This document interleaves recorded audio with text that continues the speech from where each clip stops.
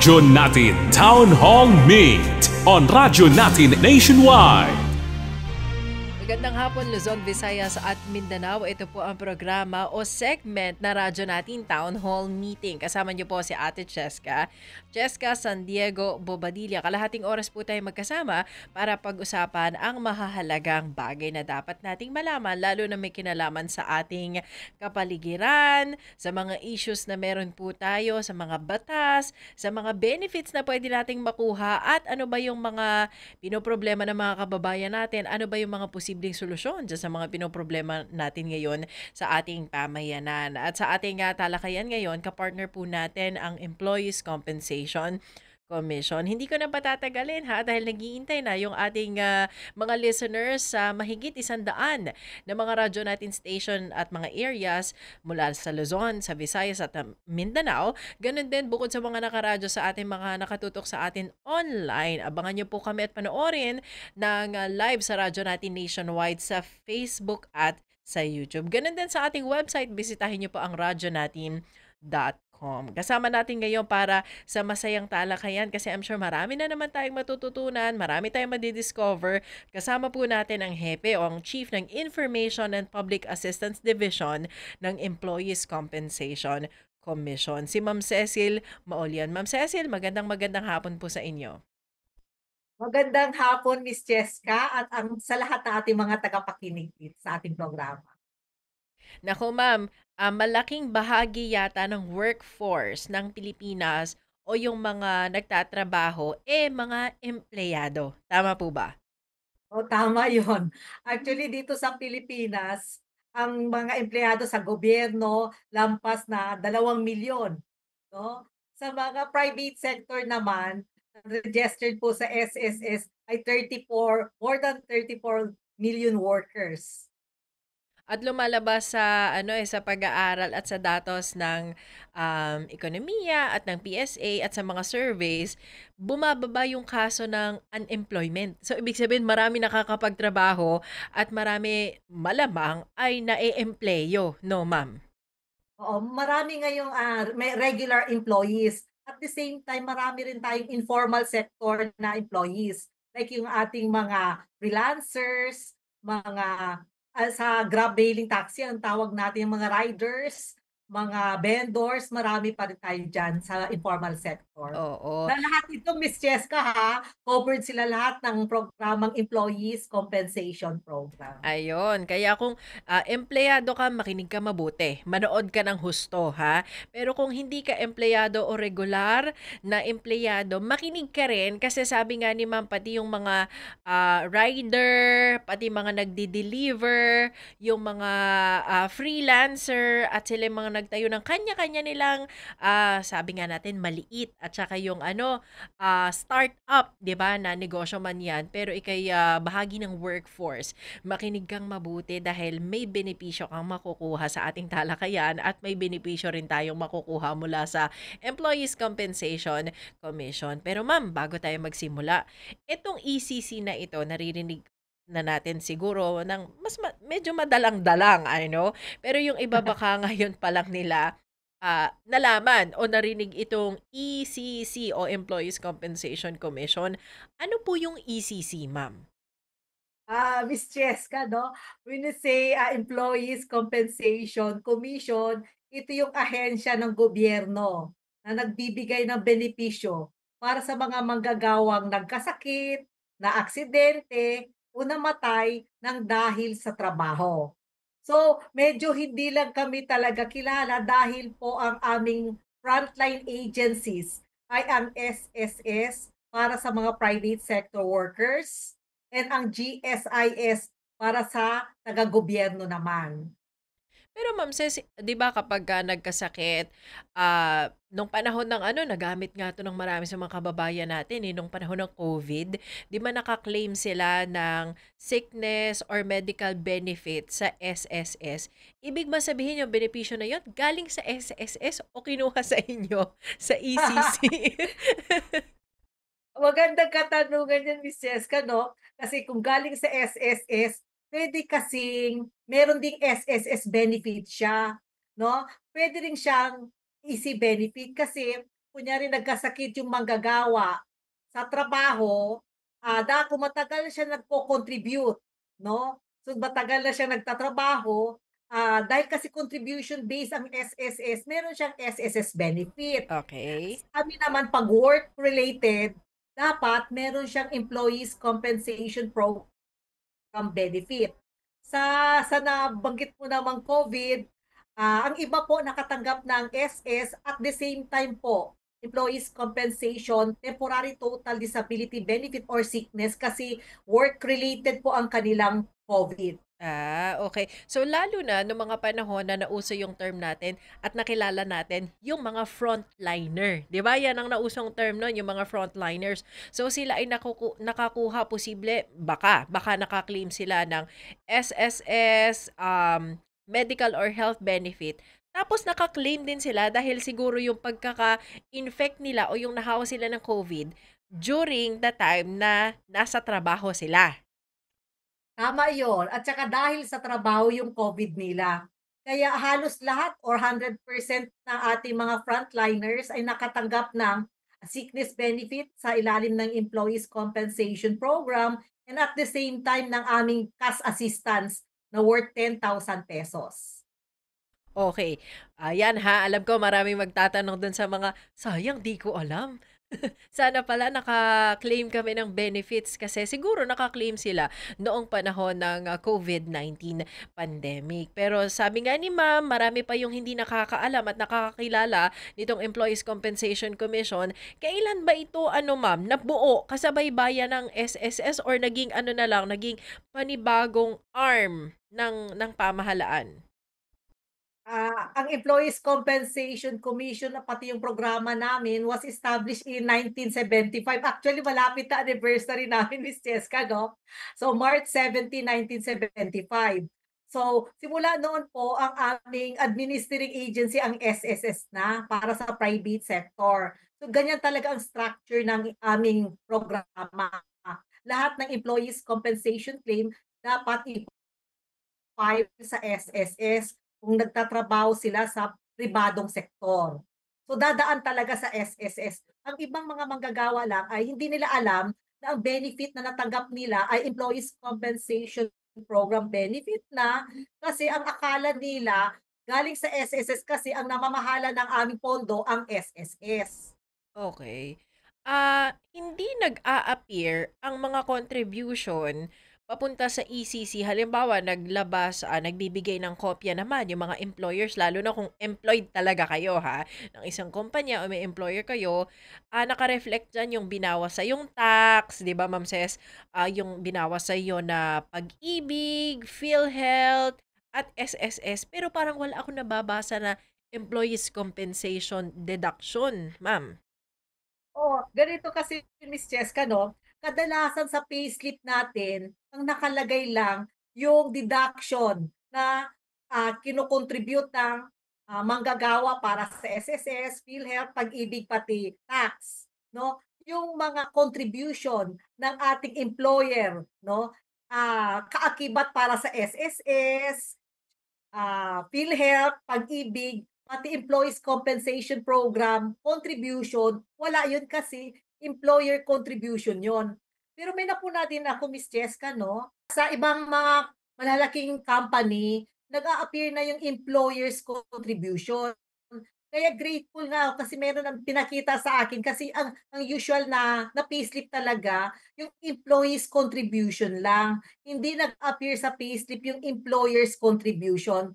So, maganda sigurong maging polisiya ng company na ilagay din yung employer's contribution para maging grateful naman yung ating mga manggagawa na hindi lang sila actually yung nagko-contribute para Mm. sa, PhilHealth, Pag-ibig, SSS, at may plus pa pala sila na easy contribution na galing sa employer nila. Oo nga. Mas maganda 'no, na mag-appear din 'yan sa ating mga payslip, gaano man kalaki yung kumpanya or kasimple yung kumpanya para sabi nga ni ma'am, ma-recognize din yung effort ng inyong mga employer, ng inyong mga pinagtatrabahuhan na baka nga kasi yung mga empleyado, yung mga manggagawa, ma'am, Ses, hindi nila alam na, hati pala kami. Nung employer ko sa binabayaran, hindi lang pala ako yung nagko-contribute sa aking mga, dine-deduct sa akin every month na mga contribution.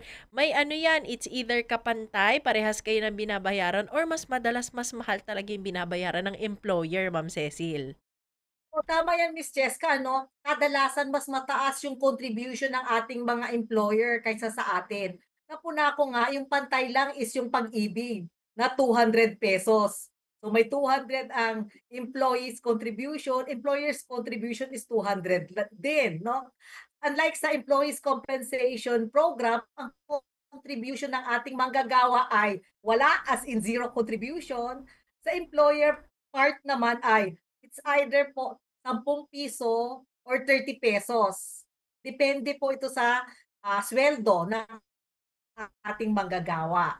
So kung Okay. ang sweldo ng ating manggagawa ay 14,749.99 and below, ₱10 po ang contribution ng ating mga employers. 'Pag nakaabot na po ng 14,750 or and more than that, ₱30 po ang contribution ng ating employer. Oo. Maximum na contribution yung every month ba yan o every payday ang pinag-uusapan natin, ma'am, dun sa ₱10 hanggang ₱30? So, every month na ito na contribution. Okay, okay. So, hindi kalakihan. Baka isipin ng mga listeners natin, siyempre gusto natin maging grateful din talaga sila sa ating mga employers. Pero sabi nila, Employers. ang liit lang pala eh, ₱30 lang pala ang maximum per month. Pero yung ₱10 to ₱30 every month, kung ilang taon ka nang nagtatrabaho sa kumpanya na yan, naa-accumulate din yon at malaking bagay ba ang epekto nito to cover yung mga, pagkakataon na baka posible kang maaksidente, 'wag naman ano, or magkasakit in your line of work. Oo. Bale, kino-compare din namin yung benepisyo ng manggagawa sa SSS and sa ECC. Napuna namin sa kasalukuyan, ang benepisyo ng SSS sa sickness ay mas malaki kaysa sa Employees Compensation Program. So, ang maximum na sickness actually ng SSS, para sa sickness ay ₱600 ang sickness per day nila. Sa Employees Compensation Program naman, ang maximum sickness namin ay ₱480. So, Okay. medyo mababa. Pero yung Okay. tingnan natin naman kung sa partial disability at saka total at saka kung pension na ang Oo. matanggap ng manggagawa, 'no? Ang SSSA, ₱5,000 lang ang kanyang pension, 'no, in a month. Sa Employees Compensation Program naman, 'pag work-related po yung sakit or aksidente or ang pagkamatay ng manggagawa, ang kanyang benepisyo ay 15% higher than the SSS benefit. Mhm. So, 5,575 ang matatanggap ng pamilya ng manggagawa o ng manggagawa. So, kung minsan dalawa ang natatanggap ng manggagawa. So, ang a-a-add na natin ito. So, more than 10,000 ang matatanggap niya every month. 'Pag Okay. work-related ang nangyari sa ating manggagawa o empleyado. Ayan.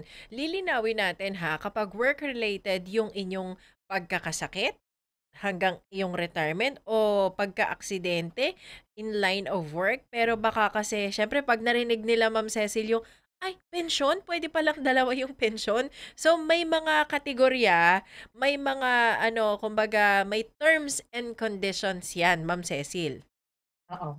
Kasi, 'pag sinasabi namin pension, hindi ito yung mga retired ha. Ibig sabihin ito, hindi ito retirement pension. Pension sa permanent partial disability pension, PPD, permanent total, pati yung death benefit na monthly pension para sa mga survivors ng ating mga empleyado na namatay o nagkasakit ng dahil sa trabaho. Wala kaming retirement benefit, Miss Cheska, 'no? Kasi ang sa amin talaga nakalaan lang talaga sa mga work-related contingencies. Oo. So, ibig sabihin, ma'am, ang SSS, yung kumbaga yan yung main agency na nagbibigay ng mga benefits sa atin, lalo na sa empleyado, di ba? Kapag nag-retire o kumbaga naging retiree, hindi dahil sa katandaan, kundi dahil nagkasakit siya or nagkaroon ng aksidente at hindi na siya makakapag-work, diyan pumapasok yung sinasabing pension para doon sa tao. Tama yan, Yan ay oo. bigay ng SSS at diyan din papasok yung meron ding ibibigay pala ang ECC pero hindi yan yung nag-retire dahil po sa matanda na. Oh, tama yon, nakuha mo talaga lahat, 'no? Ang atin lang sa mga disability retirees, kasi marami naman din nag-retire na due to disability, eh. So yun, puwede silang makakuha ng simultaneous o, sabayang benepisyo galing sa SSS at the same time sa Employees Compensation Program basta work-related lang po ang kanyang sakit o ang kanyang injury. Okay. Naalala ko ma'am 'no, nagkaroon tayo ng isang balita nung mga nakakaraan pa na yung mga sundalo natin o yung mga sea personnel natin na nagbabantay doon sa ating mga barko 'di ba sa West Philippine Sea, na dahil sa aggression ng China, 'di ba naputulan siya ng daliri. 'Di ba natatandaan mo yun ma'am? Yung mga Yes, ganong yes. pagkakataon ibig sabihin nakabalik naman siya, after niyang madala sa ospital at na-treat siya. Hindi lang natin alam kung naikabit ba yung natanggal na daliri pero ginusto niya na bumalik at magsilbi pa rin sa ating bayan. Bumalik siya dun sa kanyang station. Yun ba, may claim yun na ano ba yon, partial disability o medical benefit? Ano po ang pwede niyang i-claim pagka ganon? Oo. You did your research talaga ha, Miss Cheska. 'No? Bale, sa nangyari po sa kanya, puwede siyang makatanggap, 'no, sa EC program ng Permanent Partial Disability. Kahit nakabalik siya sa trabaho, yung pagkawala ng kanyang daliri, kahit naibalik man 'yan or Oh. nagkaroon siya ng function loss, merong equivalent po 'yan na benepisyo. So, Ah, ganito 'yan, 10 months pag-TAM ang nawala, pero todo 'yan, Miss Cheska, ha, okay. 10, 8, 6, 5, 3. Ay, So, 10 may bilang, months, may may bilang pala yung bilang bawat 'yan. daliri natin. Okay. Yes, oo.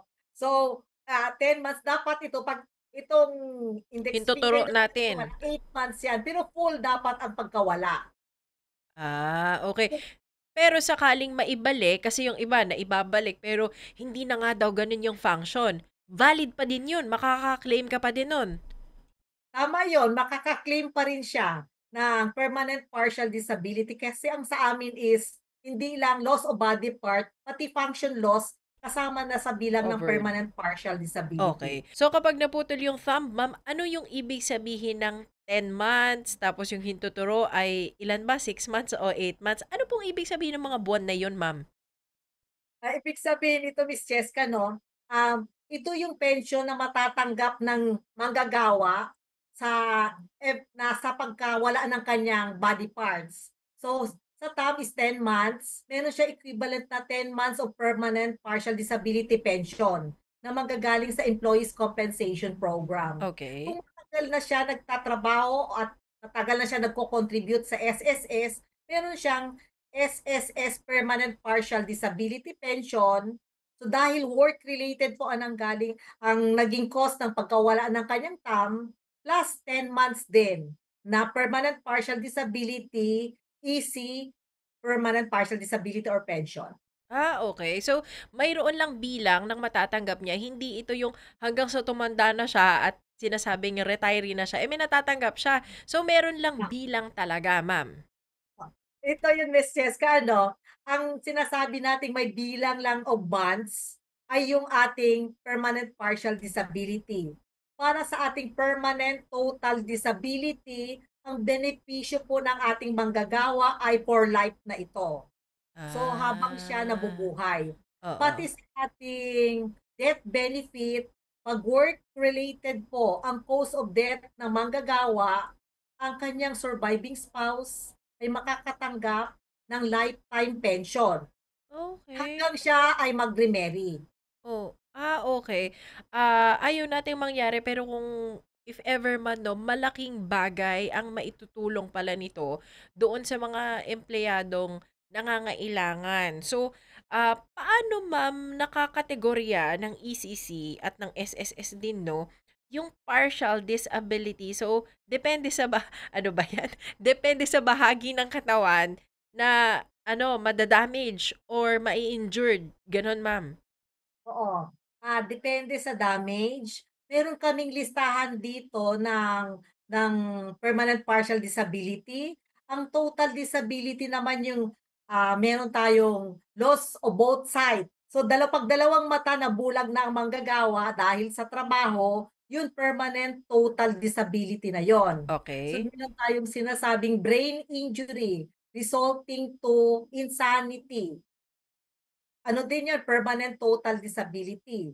Sunod, meron tayong loss of two limbs. So nawala ng isang arm, pati na isang leg, no? Or both arms and legs. Yung permanent total disability na ito. So, ang matatanggap ng ating manggagawa ay lifetime pension na.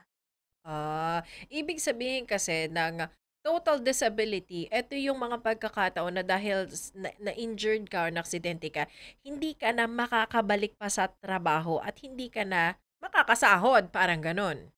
Oo, tama 'yan, Miss Cheska. So sa nabanggit ko na tatlo, meron din leeway ang SSS at ang Employees Compensation Commission na mag-evaluate kung sa tingin nila na dapat, karapat-dapat na ang manggagawa ay permanent total disability na, yun din ang ibibigay ng ating SSS, ng GSIS or ng Employees Compensation Commission. Oo. May partial disability claim ba na puwedeng makuha yung mga, manggagawa na halimbawa, maingay yung kanilang workplace o yung, industry na ginagalawan nila tapos nagkaroon ng hearing loss or partial man or, kumbaga severe yung hearing loss, meron din po ba? Oo, merong gano'n, Miss Cheska. Kino-consider yung loss of hearing ng 1 year na 10 months of permanent disability, permanent partial disability. 'Pag both ears naman ang nawala ng pandinig, 20 months of permanent partial disability. So hindi Ah. hindi siya permanent total disability, Miss Cheska, kasi kahit naman tayo wala ng pandinig, puwede pa rin tayong makapagtrabaho. Oo, oo. Pero yung benefit na maibibigay sa'yo is total disability na. So, depende sa assessment ng ECC. Sa mga loss of hearing, Miss Cheska, 10 or 20 months lang na Okay. permanent partial disability. Kaso partial disability pa din siya. Okay. So, Okay. pagdating naman doon sa sinabi mong total disability, lifetime na yan maibibigay kasi ina-assume na posibleng hindi ka na makabalik sa trabaho or hindi na makapag-work pa. Yes, tama 'yun. Posibleng hindi siya makabalik na sa trabaho. Pero 'pag, merong period na kasi ini-evaluate din ito ng ating administering agency, eh. So, 'pag na-evaluate nila ng SSS natin na puwede pa palang makabalik sa trabaho at kung talagang nakabalik na siya sa trabaho, puwedeng ma-suspend itong permanent total disability. Okay. Sabi mo nung isang beses na ika'y, nakausap namin dito sa radyo natin, ma'am, 'no, marami sa mga seafarers ang nakakapag-claim nito. Hindi man aksidente, pero nagkasakit sila. So, hindi lang accident, ha, at injury yung puwedeng i-claim sa ECC. Nagkasakit sila in their line of work or habang nakasakay, 'di ba? Habang nandun sila sa laot, na nakuha nila or naka-develop sila ng mga sakit na ganito. Sinasagot ho yun ng ECC? Oo, Miss Jess, ang dami nating mga seafarers ang silbihan na at nabigyan ng benepisyo ng Employees Compensation Program. Ngayon pala parang may maalala akong isang seafarer na nag-file ng claim ng malaria ang cause of action niya, yung kanyang bakit siya nag-file ng Employees Compensation Claim.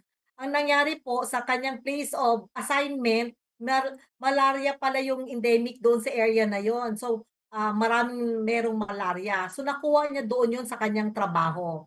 Nang bumaba siya sa Pilipinas, nakapag-file siya ng Employees Compensation Claim at granted po 'yung kanyang benepisyo sa ilalim ng Employees Compensation Program. Okay. So, bukod po sa akin ay, meron tayong mga nakatutok na 100 at mahigit na radyo natin stations natin sa buong Pilipinas. Ilan sa kanila ay magpapahayag din o magbibigay ng kanilang mga katanungan. Pakinggan po natin ito. Hi, Miss Cecil. Gladys Mabini po from 96.9, Radyo Natin, Calapan.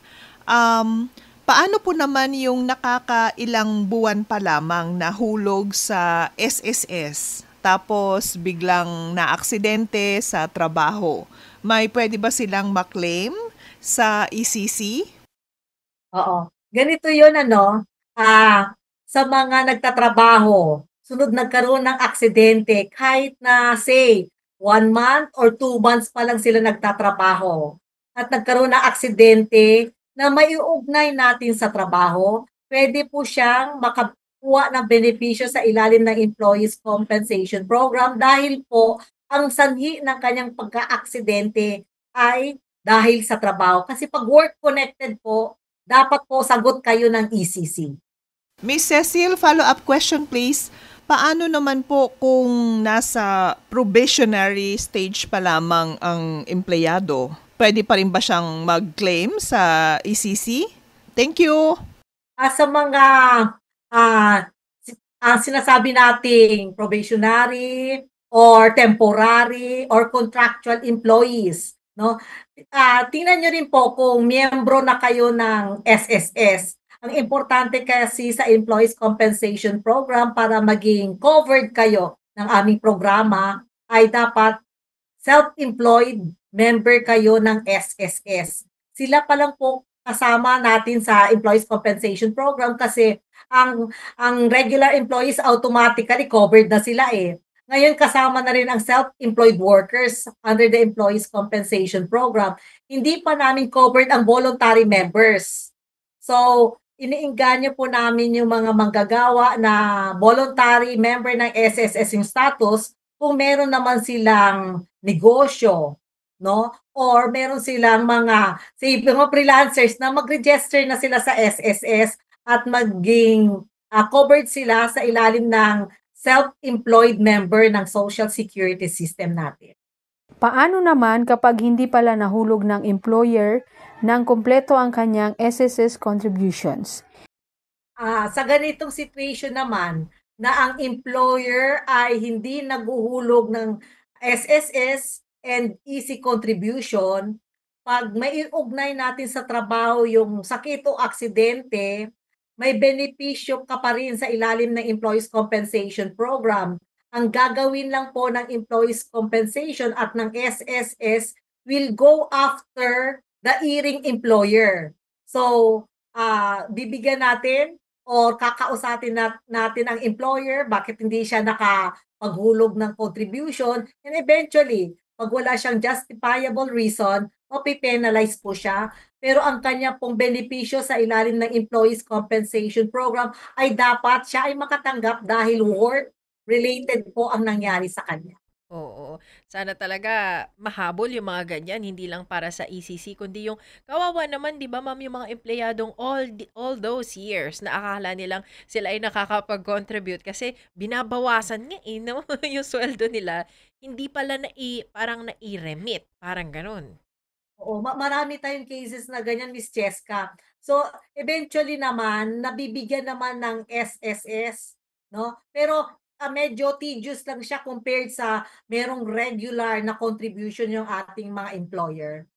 Ma'am, paano kung retired ng isang empleyado pero ngayon lang nabalitaan ang tungkol sa ACC? Kaya lang nakapag-claim na noon sa SSS Disability. Pwede pa ba sa ACC? Maganda katanungan yan kasi ang iba nga alam namin yan na ngayon lang nalaman ang Employees Compensation Program. Ang Employees Compensation po ay meron po tayong sinasabing prescriptive period na 3 taon. Pero ang magandang balita po dito na once po na i-file na ang employees ang ating SSS, say sickness o disability claim, and yung ating manggagawa ay hindi nakapag-file ng kanyang SSS claim, sa kasalukuyan po, ang aming treatment dito ay yung filing po ninyo sa SSS will be considered as employees compensation filing itself. So, pwede niya pong ihabol pa ang kanyang benepisyo sa ilalim ng Employees Compensation Program. So, ang gusto namin dito sa mga ganitong situation, pwede po nila kaming sulatan sa Employees Compensation Commission regarding his or her concern para kung medyo magkaproblema siya, pwede po namin ma-endorse ang kanyang kaso sa SSS para mabigyan toon ng ating Social Security System ang kanyang concern. Ma'am, meron din bang parang text hotline o kaya pwede kayong i-PM sa Facebook sakaling may mga ganito silang questions bago tayo matapos sa ating segment, no, para after this interview mas marami pa silang maunawaan sa pwedeng maitulong sa kanila ng ECC. Ngayon, Miss Cheska, ang aming telephone numbers ay 8899-4251 or 52 local 227 or 228. Meron din kaming email, no? Na iPad, ibig sabihin yan, Information and Public Assistance Division at ecc.gov.ph. Okay. Meron kaming Facebook page, Miss Cheska, na pwede kang mag-ask ng question doon. No? Marami namang ways na makontak kami, facebook.com/ecc.official. ecc.official. Kung gusto nyong i-email, ipad@ecc.gov.ph.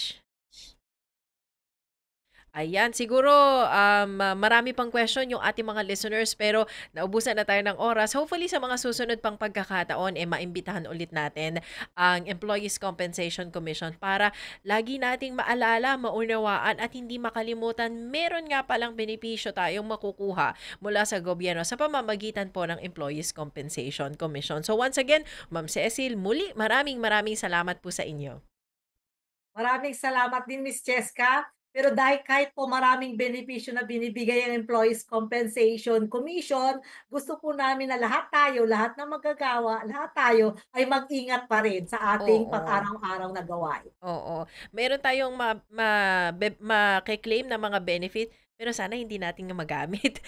Kasi ibig sabihin nun, it's either nagkasakit ka or na-aksidente ka sa trabaho, which is ayaw po nating mangyari. Ang goal talaga is makapaghanap buhay tayo hanggat kaya natin, makapagtrabaho tayo hanggat gusto natin. So once again, nakasama po natin ang Chief ng Information and Public Assistance Division ng Employees Compensation Commission, Ma'am Cecil Maulyon. Maraming salamat and good afternoon po.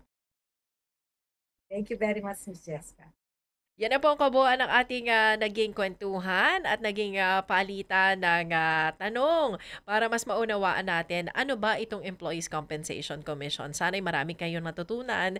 Luzon, Visayas at Mindanao, yan po ang ating segment na radyo natin Town Hall Meeting. Sa ating meeting, sana nakinig kayo at marami po kayong nalaman na karagdagang impormasyon. Nakasama po ninyo Cheska, San Diego, Bobadilla. Mag-iingat tayong lahat, empleyado man o hindi. Mag-iingat po tayong lahat, Luzon, Visayas at Mindanao. Radyo Natin Town Hall Meet on Radyo Natin Nationwide.